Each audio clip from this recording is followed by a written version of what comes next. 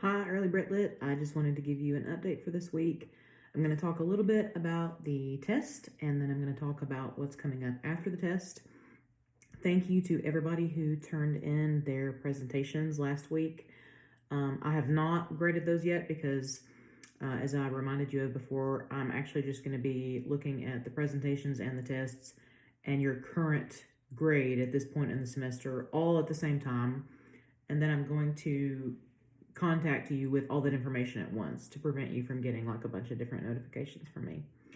Snapchat will be my first option for that feedback because it is the quickest. It's the fastest way of me getting that to you. But one of you reached out to me and told me that you never check your Snap, like that you have one, but you don't really use it. So if you are in that boat, if you actively do not want me to use Snap to give you your feedback, then let me know. Just go ahead and give me a heads up, and I will gladly use any of the other methods that I have. I just want to start by reminding you about the test because I think there's been a little bit of confusion on this. So one thing that I try to do to kind of make your life easier this term and in this class is to make the tests open book and open note.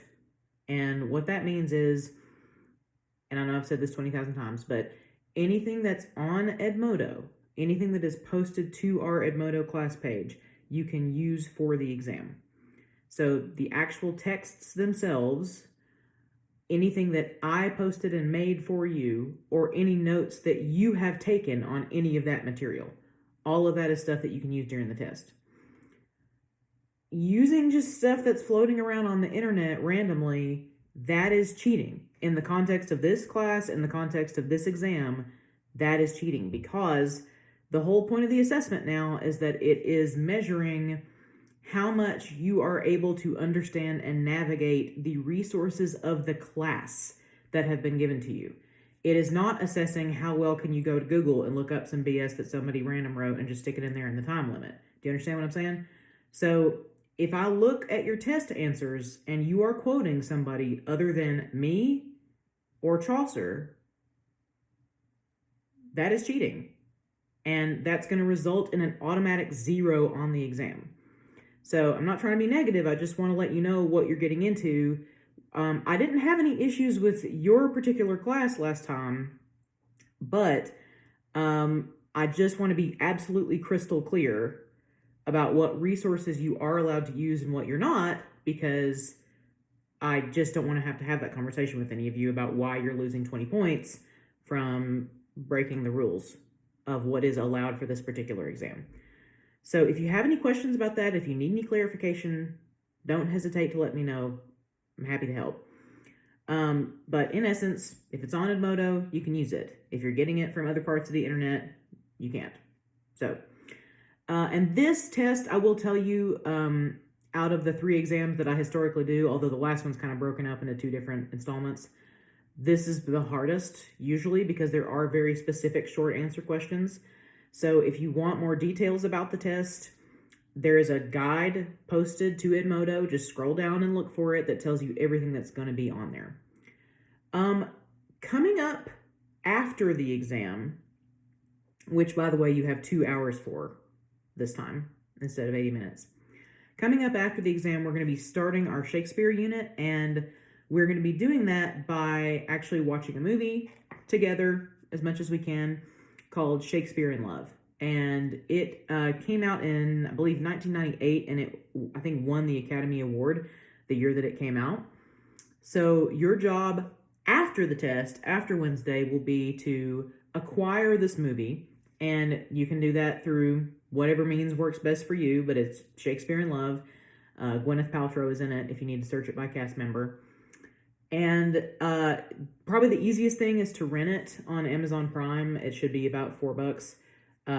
But again, I'm not asking any questions about however you want to acquire that film. So that's up to you. But you're going to watch the movie, and there will be discussion questions about the movie posted to Edmodo. So your discussion for that week. We didn't have any this week because I just want you to prepare for the test. So your discussion for next week will just be a list of questions about Shakespeare in Love, and you'll be picking one and answering it. And then your quiz next Wednesday will just be a 3-question quiz over the movie. And so that's just kind of a nice low impact transition in between the units to kind of get us into Shakespeare time. And then afterwards, I'll talk to you about how we are going to do Shakespeare in this class. As some of you know, I had to change my plan from what I normally do when it turned out that the speech class was doing Hamlet. So we came up with a new creative idea. So that's it. I just want you to be totally 100% aware of what is and what isn't allowed for that exam. Again, you need to be checking Edmodo. If you are not reading the Edmodo posts, if you're not reading the lectures or listening to the lectures, you're gonna have a bad time, as they say in South Park in the pizza, French fries, skiing episode. I don't want you to have a bad time. So definitely stay on top of the Edmodo posts. And if you have any questions, don't hesitate to let me know. I would much rather be having these conversations now before the test rather than after, when it's really too late to do anything. So in the week after the exam, you'll be hearing from me with your current overall grade in the course. And if you need anything, just give me a shout. So have a great rest of your day. I hope that you had a fabulous Easter weekend or whatever weekend you want to celebrate, maybe just extra candy weekend. And I will talk to you later. Thank you for listening. Bye.